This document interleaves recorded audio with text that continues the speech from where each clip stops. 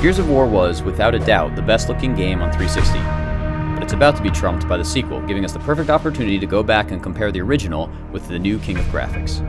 When looking at both games side by side, there aren't many differences on the surface. Both look great, and really only a few cosmetic upgrades have been made to the UE3 engine. You can actually use Gears of War 2 as a guide to tick off these improvements to the code. The upgrades include revamped lighting and shadows, additional physics that include more destructible environments, and the ability to cram more characters on screen. There's also a water level in Gears of War 2 that shows off more reactive water with ripples and splashes. I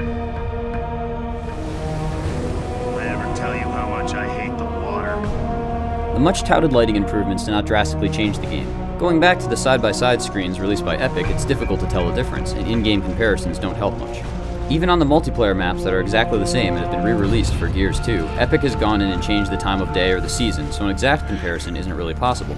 The best example might be on Gridlock, where there are more visible details and more cluttered environments on Gears 2. In the single-player mode, going back to Gears 1, the stuttery cutscenes run at a much lower frame rate, which has been significantly smoothed out in the sequel.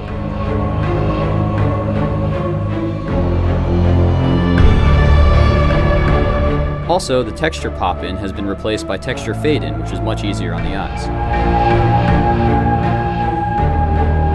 The architecture in Gears 2 is just as, if not more, beautiful, and some little details like reflective glass have more visual pop this time around. Stay tuned for a more in-depth look at the re-released multiplayer maps later this week on the 360 channel.